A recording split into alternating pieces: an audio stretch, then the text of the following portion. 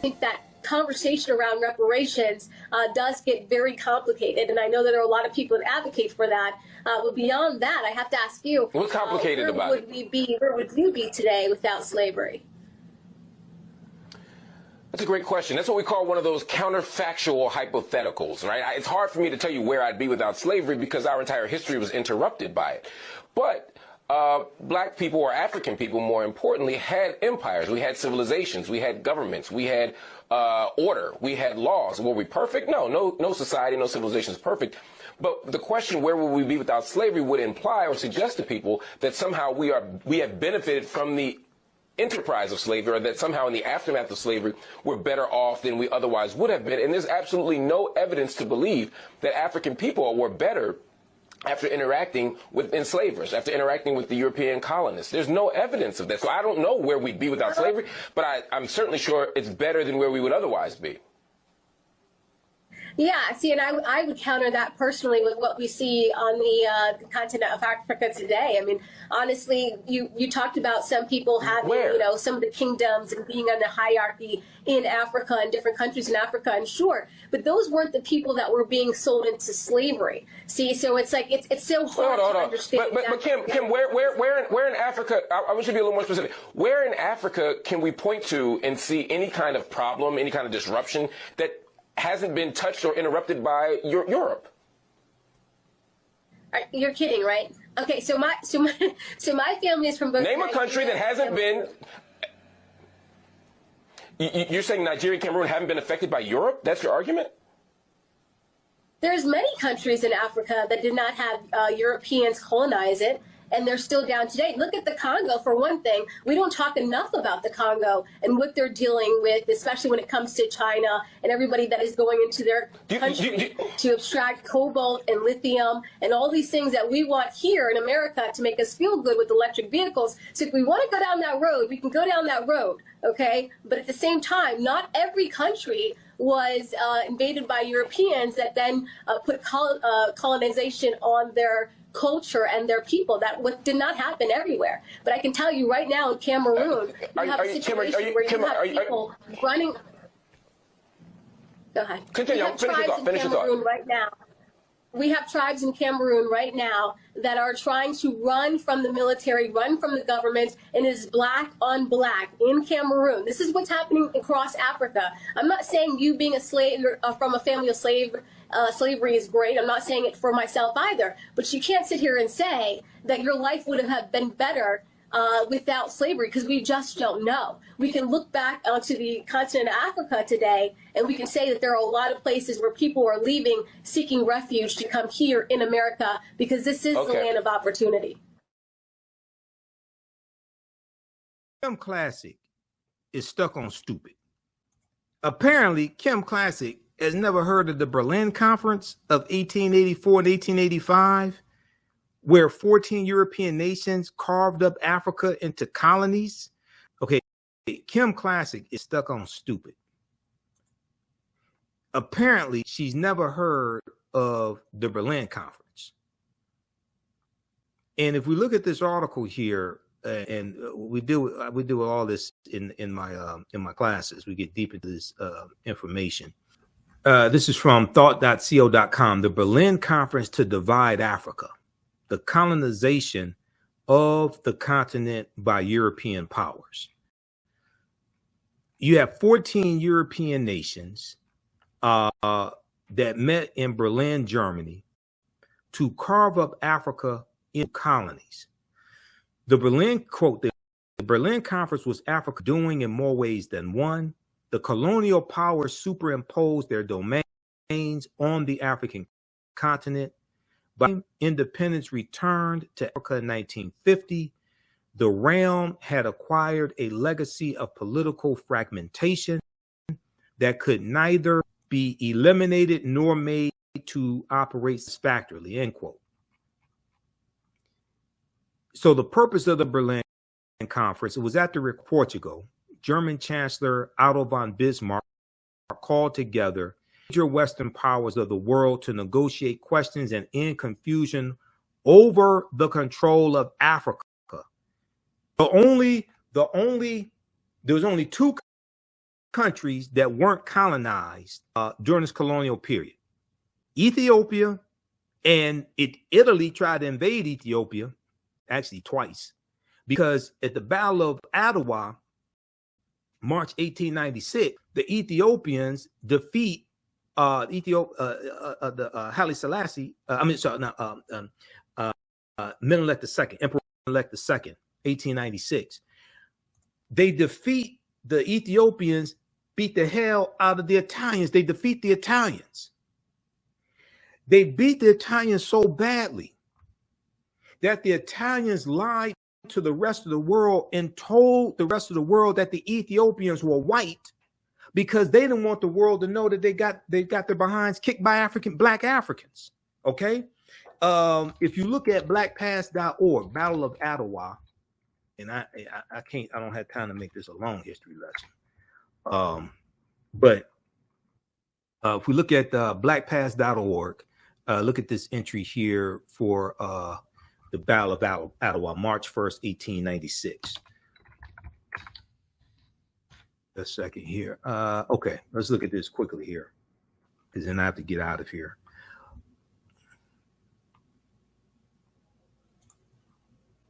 Okay, let's flip over to this. Battle of Adwa. Now you see different spellings. It may be ADWA or ADOWA. Battle of Adwa, 1896. This is from blackpast.org. All right. In March 1896, Ethiopian forces under the leadership of Emperor Menelik II surprised the world by defeating an Italian army sent to conquer empire. Okay. Now, read all of this. Okay. But they kicked the Italians behinds. Now, at the end of the article, they talk about how, let's see,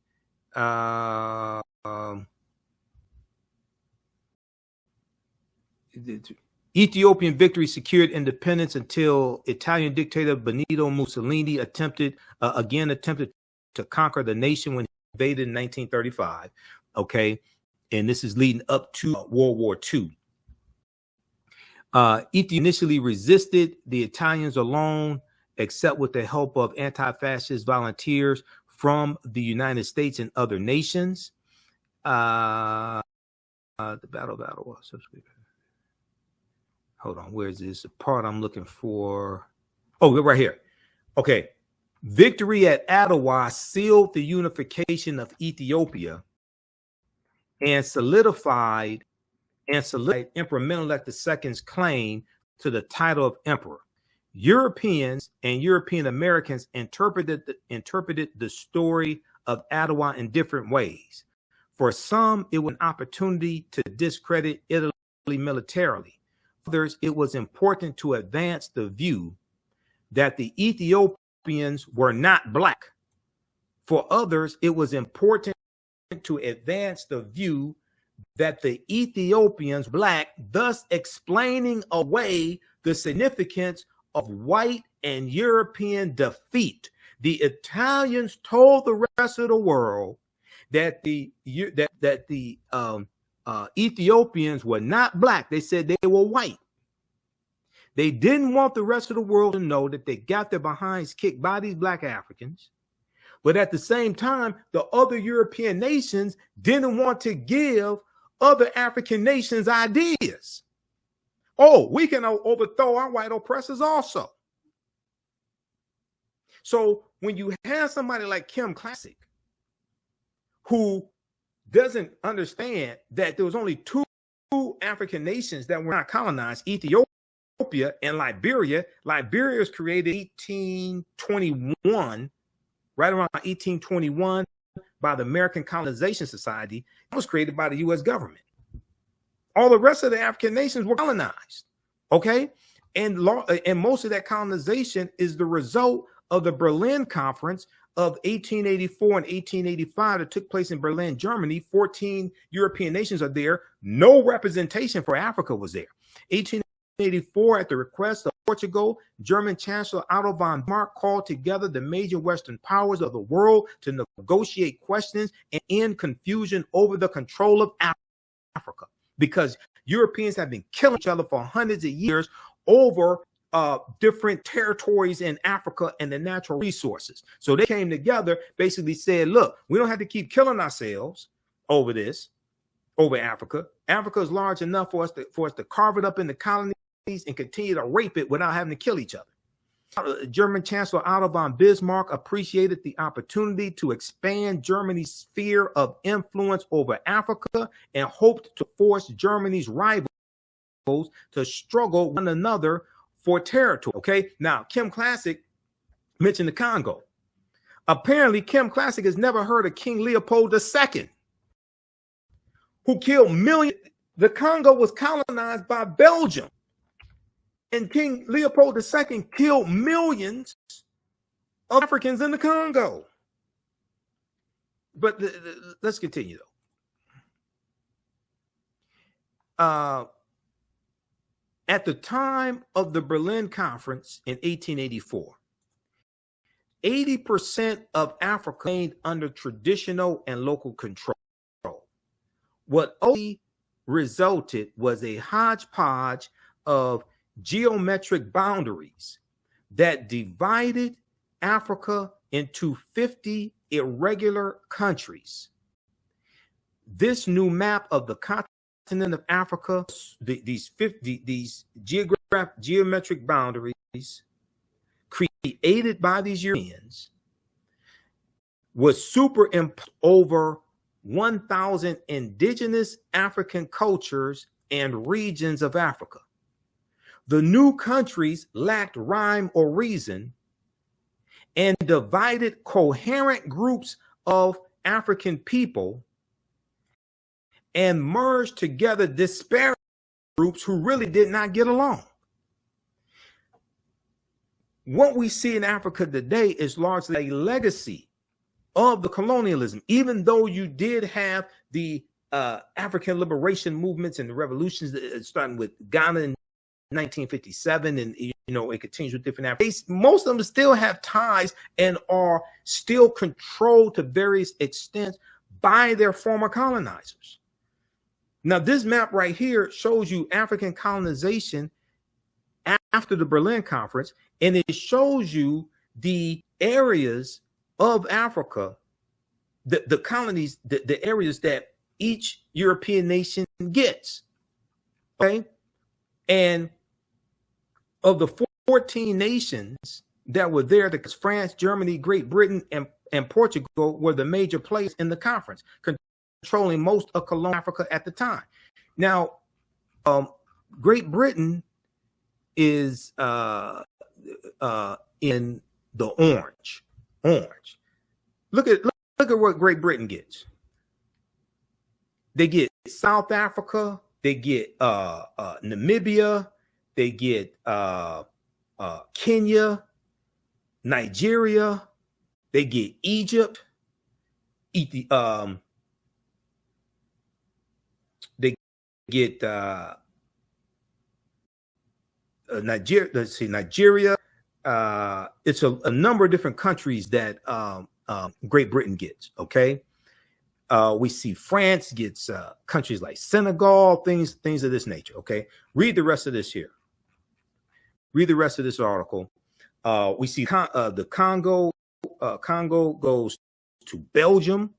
Neutrality part of the Congo Basin became a personal kingdom of Belgium Kings Leopold II.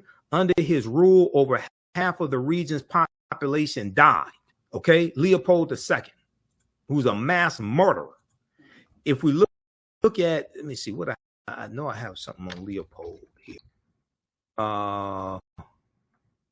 Just a second here. Black statue, black.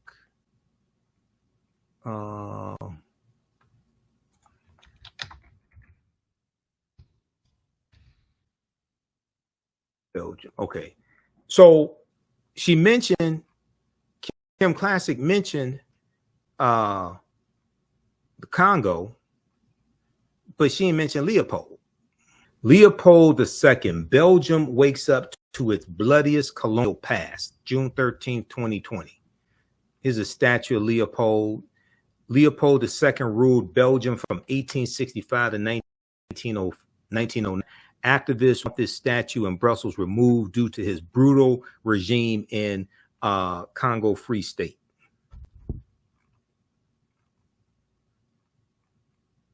Okay. All right. Read the. Let's see. Leopold II's rule in what is now Democratic Republic of Congo was so bloody it was eventually condemned by other European colonialists in 1908, but it has taken far longer to come under scrutiny at home in Belgium.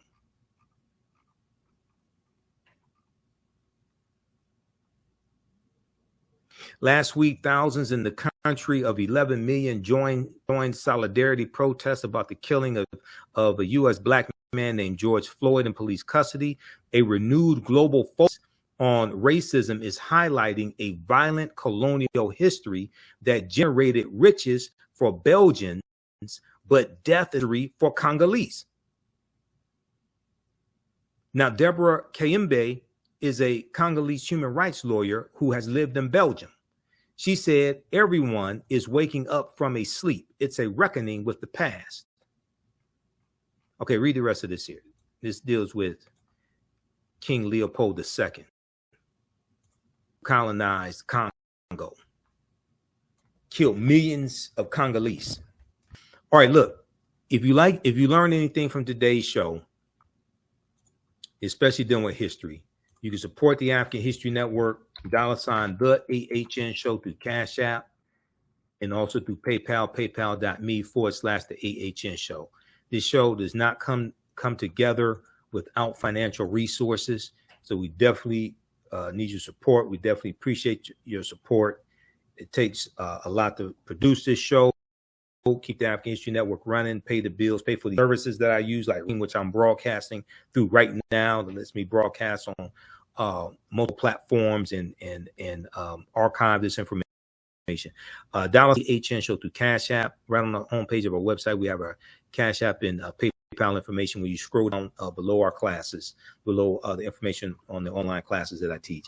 And also register for my class on Saturdays, Ancient Kemet, Egypt, the Moors, and the Ma'afa, Understanding the Transatlantic Slave Trade, what they didn't teach you in school. If you missed the class we just did this past Saturday, as soon as you register, it's archived. You can watch it. We do the sessions live. All the sessions are archived and recorded. You can go back and watch the time, even after the course is over with. This content is PG-13. You can use it with your children. We go through and look at history chronologically, deal with thousands of years of history, what leads up to the transatlantic slave trade taking place. We also deal with the 800-year occupation of Europe by the Africans known as the Moors, who take the teaching from ancient Kemet, ancient Egypt into Europe, and this brings Europe out of the Dark Ages. Okay, so register for that. Lastly, this article that I forgot to show you, I pulled it up here. This is from the Washington Post. This deals with how this deals with skills that African people had before we even came to America or before we were put into slavery. This is by Jillian Brockell, staff writer at the Washington Post. Note to Florida and DeSantis, enslaved Africans were already skilled. This is what I've been saying. Now, this is a picture of Benin bronze statues, African masterpieces. Benin bronze statues were stolen and ended up in British and American museums. Okay. And we just look here at a section here of the article. Here are simple historical facts. Africans already were skilled before they were, and in many cases, enslavers sought and purchased people coming from specific African society based on skills common in those societies, this is absolutely true as well. Decades of research, slave ship manifests, plantation ledgers, newspapers, letters, journals, and archaeological digs, dozens of scholars support this. Much of it is compiled in the 2022 book, African Founders, How Enslaved People Expanded American Freedom, by Pulitzer Prize-winning historian David Hackett Fisher. Transatlantic slavery was an economic model proposing that skilled laborers who were benefiting themselves and their communities be abducted, transported, and forced those skills to benefit others. Other skills such as literacy, ministry, and music making were often banned because they did not benefit and even threatened the enslaver. Hackett Fisher explains, historian Hackett Fisher in his book explains how in the mid-1700s, enslaving colonists in the low country of the Carolinas, Georgia, and Florida targeted people from the windward coast of West Africa, where rice had been cultivated for thousands of years. In the low country, enslaved people then complex systems of canals, levees, floodgates, and fields, just as they had in West Africa, providing the region with its first massive cash crop. In New England, the Puritans targeted Akan-speaking people from the Gold Coast of West Africa, who had a long military tradition emphasizing and quick thinking. Also, an enslaved man named Onesimus taught Puritan leader Cotton Mather a technique for smallpox for inoculation, which was common in his African homeland. Okay, now we deal with this in my classes that I teach. Okay, Onesimus is the one who taught the Puritans how to inoculate themselves from smallpox. There's an article from history.com, official website of the History Channel, that deals with this. We came from sophisticated civilizations. Okay, we didn't have to be into an apprenticeship program. This is why this nonsense coming from Dr. William Allen and Dr. Francis Presley Rice with the social studies standards out of Florida is stupid. History.com, how an enslaved African man in Boston helped save generations from smallpox. In the early 1700s, I'm not exactly sure how to pronounce his name, that was Onesimus, or I think it's Onesimus. He shared a revolutionary way to prevent smallpox. Okay, now this is from April 8th, 2021. If you just scroll down here, let's see. Okay. But the smallpox epidemic of 1721 was different than any that came before it, as sickness swept through the city, killing hundreds in a time before modern medical treatment or a robust understanding of infectious disease. An enslaved African man known as Onesimus suggested a potential way to keep people from getting sick. Intrigued by Onesimus' idea, a brave doctor and an outspoken minister undertook a bold experiment to try to stop smallpox in its tracks.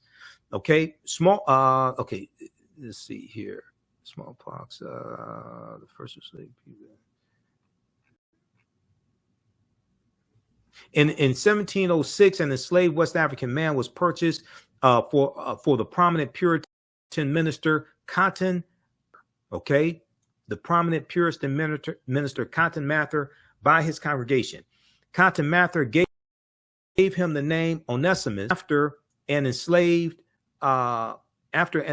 man in the Bible whose name meant useful.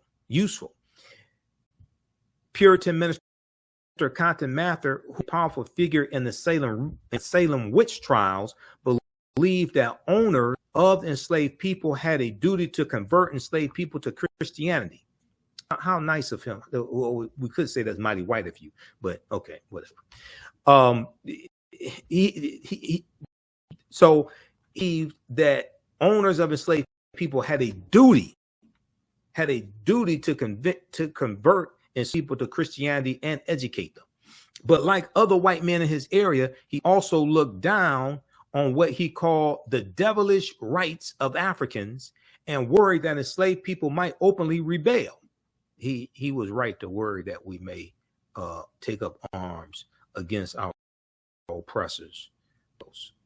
He was right to be a little worried that we were kidnapped and enslaved and may not like it.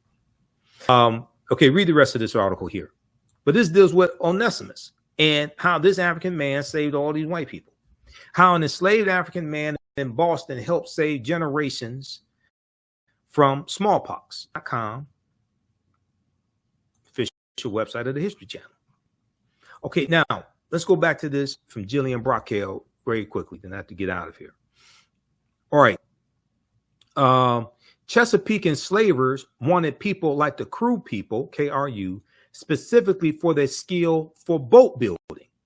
Though Europeans were seditionists, slave traders marveled at the superiority and slave traders marveled at the superior stability and speed of West African canoes, some of which they said could hold 100.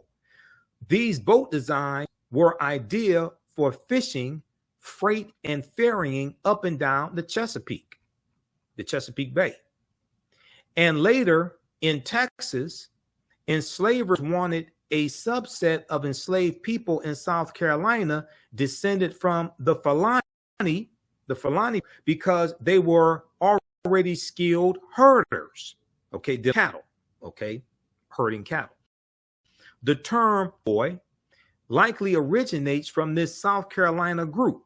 There's evidence the African tradition of singing herd at night influenced what became cowboy songs, according to Hackett Fisher.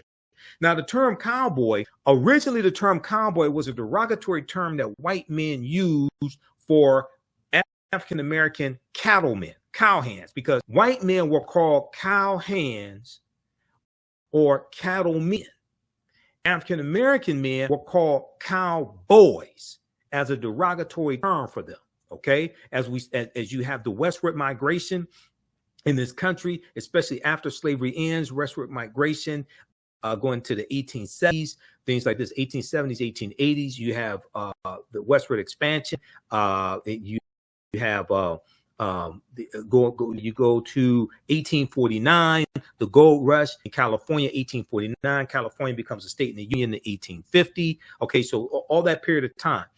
And you have, just like 1879, the Black Exodus of 1879, we have 6,000 African Americans migrating from Louisiana out west to Kansas. This is an example of this. So cowboy was a derogatory term originally used against African Americans, but over time it became a general term. In a lot of these cowboy movies, historic African American cowboys got depicted as white people. Who would have saw that coming? The term cowboy, back to this article, the term cowboy likely originates from this South Carolina group. Okay. There's evidence the African tradition of singing to a herd at night influenced what became known as cowboy songs, to Hackett Fisher. The number of enslavers who decided voluntarily to free and ensure a skilled livelihood for the people they formerly enslaved is extremely small, such that some living descendants of enslaved people freed under these conditions have noted higher wealth and education levels in their families than in others. Okay. As for being a blacksmith, the example that Governor Ron DeSantis cited as a skill to provide personal benefit, Africans all over the continent already knew how to forge iron and other metals with skill before slavery. This is what I was talking about, because we were already blacksmiths. We mastered metallurgy. We took those skills into Europe. These are the skills the African Moors are taking into Europe in 711 and subsequent years. We didn't have to be kidnapped to be put into an apprenticeship program. Quote, that's why masterpieces like the Benin bronzes were later stolen and ended up in British and American museums. Governor Ron DeSantis, who has a history degree from Yale University, who knows better than this BS that he's out here trying to substantiate and defend. Governor Ron DeSantis' office did not immediately respond to a request for comment on criticism and refutations of Florida's new guidelines or the factual basis for his blacksmith statement. But the story of the enslaved metal worker, Philip Reed, who played a major role in casting the bronze, quote, Statue of Freedom, end quote, that stands atop the U.S. Capitol dome, provides a telling example. Okay, Philip Reed was already a skilled plasterer by the time the artist Clark bought him in Charleston in 1889. And over the next 2 decades, Reed learned a ton about and casting monumental bronzes, more than anyone else in the United States, perhaps even including Mills. The federal government even paid Reed more than the white man who worked on the Freedom Statue project. Quote unquote paid is in quote because 6 days after Reed's wage, 6 days, because 6 days a week, wage went to Mills. On Sundays, Reed was allowed to keep his own wage.